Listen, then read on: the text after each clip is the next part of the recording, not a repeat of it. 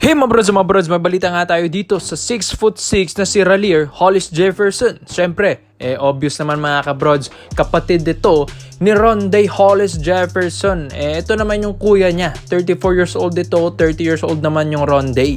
So ito na nga yung gustong kunin naman ng San Miguel Beermen para nga daw ito yung magiging kontrapelo ng TNT Tropang 5G sa ating paparating na Governors Cup 2025. Pinag-iisipan din ito ng SMB na kahit sabihin natin na mas magaling naman yung kanyang kapatid na mas nakakabatang RHJ, ito naman kuya niyang si Raleigh, mas alam niya yung laruan at weakness ni Rondae Hollis Jefferson. Alam din naman natin na reigning best import of the conference, ito pong si RHJ, and maski si Justin Brownlee ay hindi ito mapigilan. So ito na nga ang plano ng SMB, gusto nila magkaroon ng kontrapelo yung Rondae mga kabrods, kung saan yung kuya naman yung kukunin nila dahil syempre sa tagal-tagal ba naman ito naging magkapatid, alam na rin nila kung ano-ano yung weakness at kung paano pigilan yung kanilang mga brother.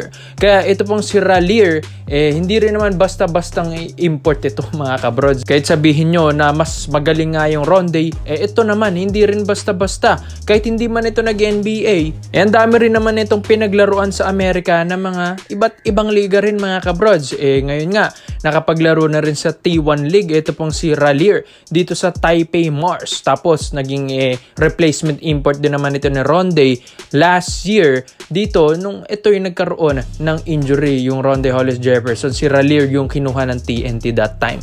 Kaya ito, syempre magandang plano ito ng SMB kung tutuusin dahil ito ay magaling din naman na import. At isa pa dito, yung isa nga sa mga nakikita kong advantage sa kuya ni Rondae ay magaling ito dumepensa. Yes mga kabrods.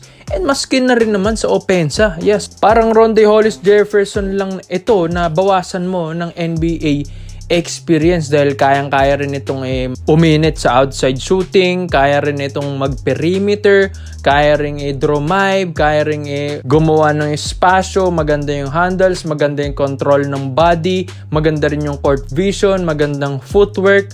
Kumbaga, naka-Raleigh na rin ang lahat. Kumbaga, Rondae Hollis Jefferson talaga ang laruan nito. Kaya nga, ito rin, yung depensa, yung kanyang specialty, mas maganda dahil ang kanyang madedepensahan yung kanyang brother na si Rondae, na alam din naman natin na ngayon kasalukuyang naka-hold ang title nila ngayong Governors Cup 2025 dahil sila nga ang defending champs. Alam din naman natin nakaka-champion lang ng SMB. Syempre, hindi pa rin tapos yun.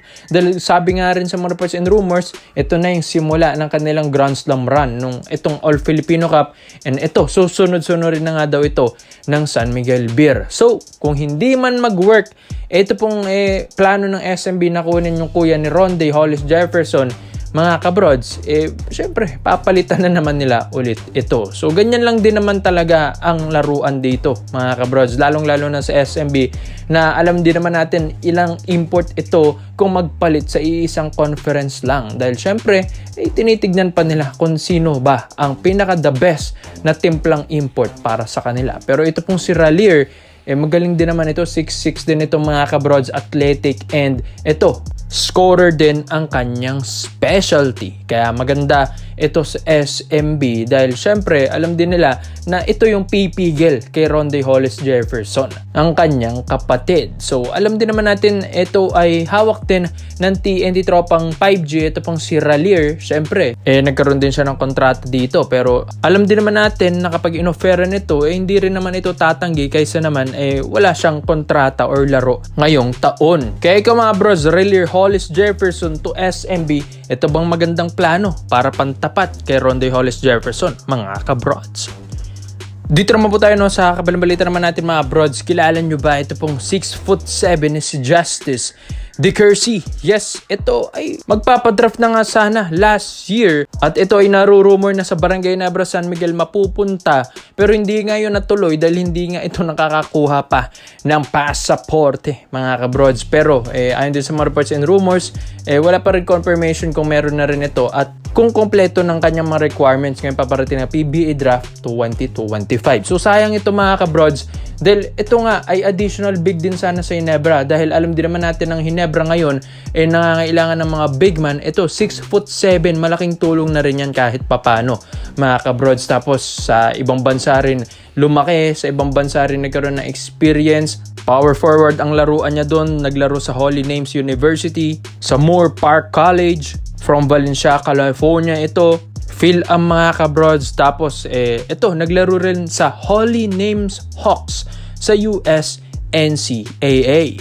Yes, yung experience pa lang niya dyan sa NCAA sa ibang bansa sa Amerika mga kabrods, yan na yung pinakamalaking bagay sa resume nito ni Justice DeCourcy. Yes, pero kung babasihan na din naman natin yung highlights at kung makikita nyo naman dyan mga kabrods, pwede siya stretch forward siya ang laruan talaga nito ni Justice DeCourcy mga brods, dahil kayang ring pumukol ng tres, kayang pumukol ng jumper, maganda rin yung footwork sa ilalim, pero yung kanyang physicality, yun lang ang kanyang kailangan i-improve pa mga kabrods, at yung kanyang speed. Yes, dahil parang nakikita natin kasi sa kanya, parang nabibigatan sa kanyang sarili ito pong si Justice DeCourcy.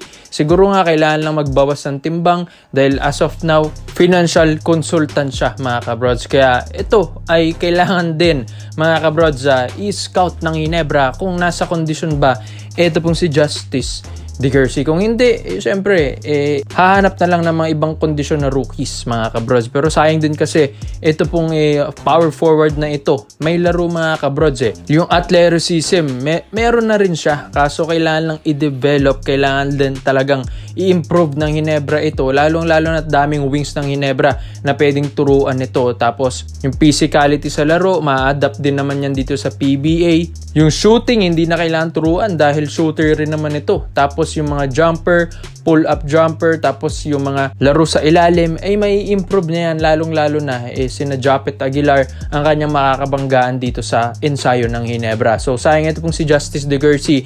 Kung kukunin ito ng Ginebra mga kabrods, malaking bagay ito para sa kanila. Lalo na 27 years old lang din naman ito pong si Justice DeCourcy, and ilang taon pa ang kanyang may improve dito sa PBA and maging future wings ito ng Barangay Ginebra San Miguel. Lalong-lalo na Ginebra, yan nga ang weakness nila ngayon, yung pang-ilalim, yung mga help sa ilalim sa mga wings.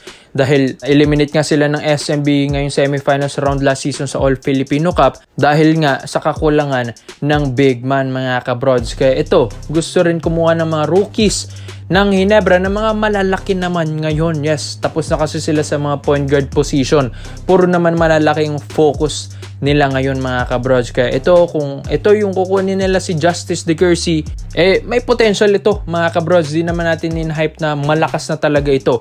May potential itong lumakas sa Barangay Ginebra San Miguel. Kaya ikaw mga brods, ito po bang 6'7" Phil-Am na ito ay dapat bang i-push ito ng Ginebra at kunin at tulungan sa kanyang mga requirements sa ating paparating na rookie draft 2025. Kaya komento mo lang po mo dito mga brods at isa-isa natin yan. Salamat po sa panonood mga brods. This is Kings Basketball. Yun lang, I'm out.